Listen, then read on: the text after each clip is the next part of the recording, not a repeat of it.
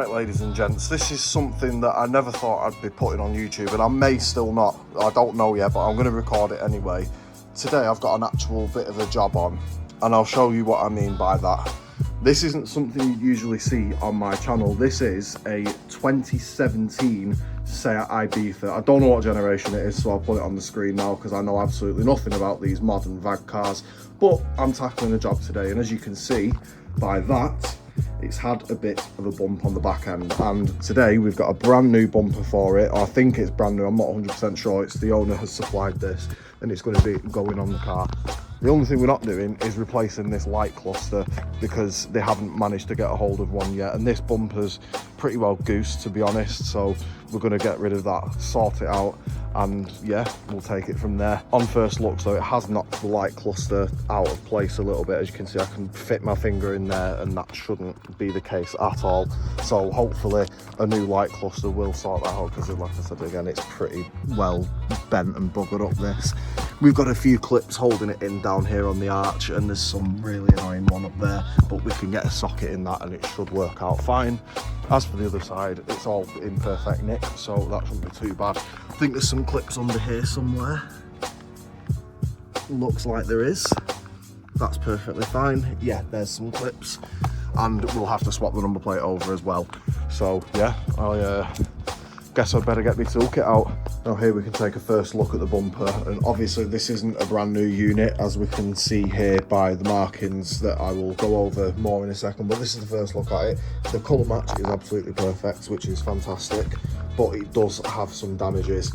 So we've got a paint bubble here, and obviously it's very dirty. As you can see, it's very tempting to ask if I can go and take this for a jet wash, to be honest, because it does not do my OCD any well, but I probably won't, to be honest.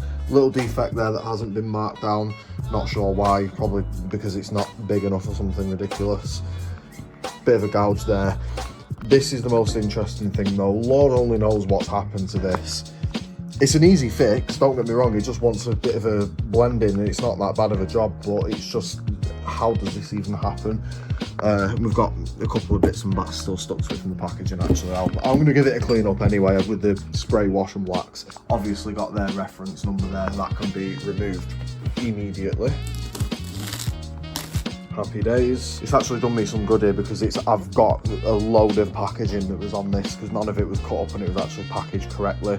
So yeah, I've got loads of stuff there to send parts out for sale with. And there's a little sort of garage life update. I have got a tyre machine which I'm currently figuring out how to use it in the best possible way. I'm finding a spot for it because it does need bolts into the floor, but I thought I'd give it a test run first. Going well so far. As it seems, it's a very clean bumper. It's nice. I don't think it'll look bad at all.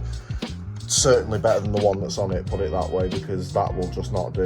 It just doesn't look fantastic having to drive around like that, so I'm actually quite glad to be able to help out here. I'm going to also take pictures of this just to show that this is how it was before I clean it, and get all of this stuff off it as well, just to confirm with the owner that they know that this was here, but I'm assuming they do anyway because they actually purchased this and provided the part for installation. And you really can't see this very well because the reflection's so bad, but there is a scratch going up the corner of the bumper that they've also circled, but you honestly can barely see that. That's on this corner. The first thing we need to do is remove these arch liner bolts, which are T20s or TX20s, however you want to call them.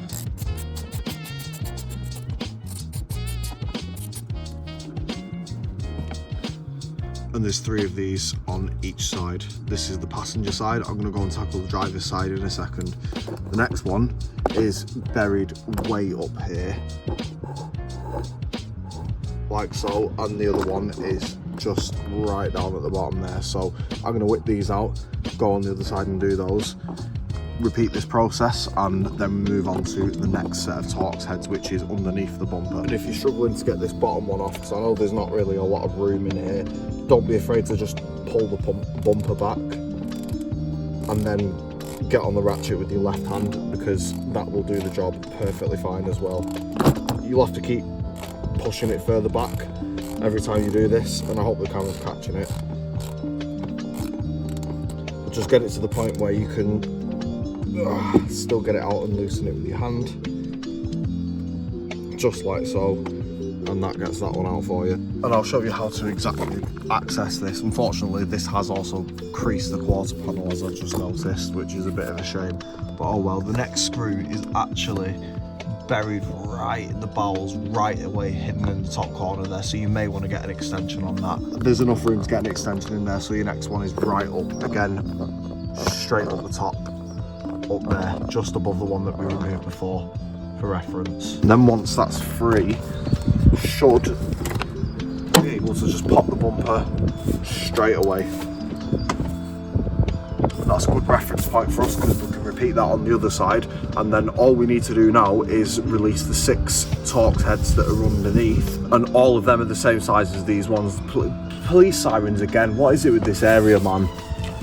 Oh. Anyway, apologies about that. Yeah, we can reciprocate that on the other side, get the 6 underneath undone, and then I think we're rolling to take it off. Then all we should have to do then is unplug the wiring harness that's actually plugged into the rear number plate lights.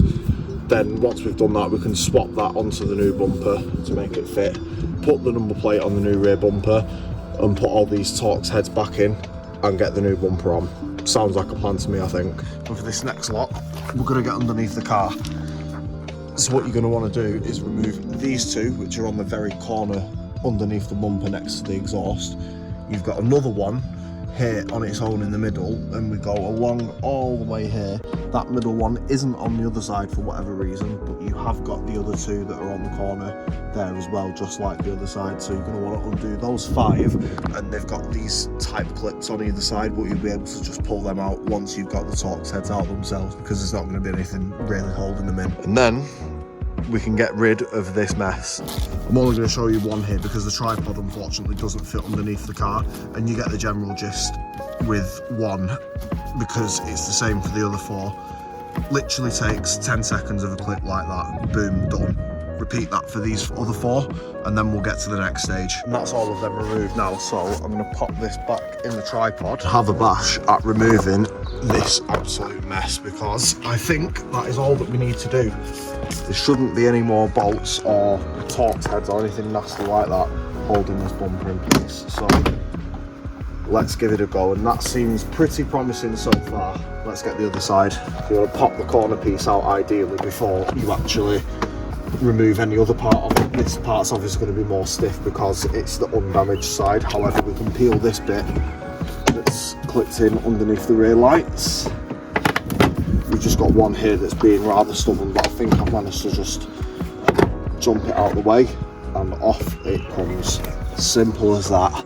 Now the only thing we've got left to do with this old bumper is taking these pesky little clips out for the rear lights, which I'll get onto now. I have to take my phone out of the holder for this and zoom right in and show you here. These little clips are just on top there. I'll just push you down clips. You can see, yeah, there we go. You can see the little tab there with the 2 lines on it. That's what you're going to want to push down on that, and then simply remove the clip and repeat that for both of the clips. And then just like that, the old bumper is completely free from the vehicle. Let's get the new one on. You'll be back and forth several times probably whilst doing this, but that is unfortunately the nature of it. So I've got it to a point where it's looking pretty decent now, and I'm just gonna go and pop all this into place on the undamaged side and come around here and finish it off. Most of the bumper's fine, but the reason why this one won't go in is because there is a little pin here. If it focuses, I will show it you. It's in that gap there that's bent, so I need to bend that back up and then the bumper will go in straight. That's what's stopping it from being pushed forward. And there is the finished product, ladies and gents. That's how you change the bumper on one of these. Let's get it all screwed back in and we'll fix that little light there as well. Unfortunately, it doesn't line up 1000% because of the damage on the rear light. We're going to need to sort that out once the rear light cluster gets done. Don't know if I'm going to be the one that's dealing with that, but hopefully I am, so I can make a follow-up video on this and end it off basically. So what I'm going to do now is pretty much just put all those bolts in back in the places that they were earlier. You just reverse the steps obviously to put those bolts back in, and we'll see what it looks like with the boot closed, all sorted, and I'll give the bumper a wipe down and swap the plates over too. So I will cut back in once I've done that, and you can rate my work out of 10. And there we go, all bolts back in and the bumper is fully secured. Let's see what it looks like with the boot closed. I'm quite excited to see this, to be fair. And there we go, ladies and gents, minus the light cluster. That is one repaired little Seat Ibiza. And for just half a day's work, I think the result is absolutely fantastic. Like I've mentioned earlier in the video, once the owner actually gets here and collects the car, I'm going to speak to them about that rear light cluster and all of the other paint discrepancies on the back, because it deserves to be nice. This thing has actually only got 41,000 miles on it, so it does need doing, and it will be absolutely mint. Other than a little crease on the quarter panel from the damage and the pinhole dent in the door there is not a mark on this thing. It just wants a clean, which is what I'm also going to advise to them, get it cleaned. I'm not going to take all the yellow markings off after all, because that's how the bumper came. I'm only installing it. I'd love to go and take it for a jet wash. If it was my car, I probably would, but I can't because I've not got their permission. So yeah, it is what it is. So we'll wait for them to arrive and see what they think. And there we go, he was all happy with that. Lovely, happy customer, and he's going to get back to me on whether he wants those other bits doing, so we may see another episode of this, but if not, that's it for this one. I hope you enjoyed this different but quick little video, and hopefully you found it all informative. Thanks again, take care, and I'll see you soon for more miscellaneous stuff, Clio stuff, wheels, Suzuki stuff, just everything. So stay tuned, there's quite a lot coming.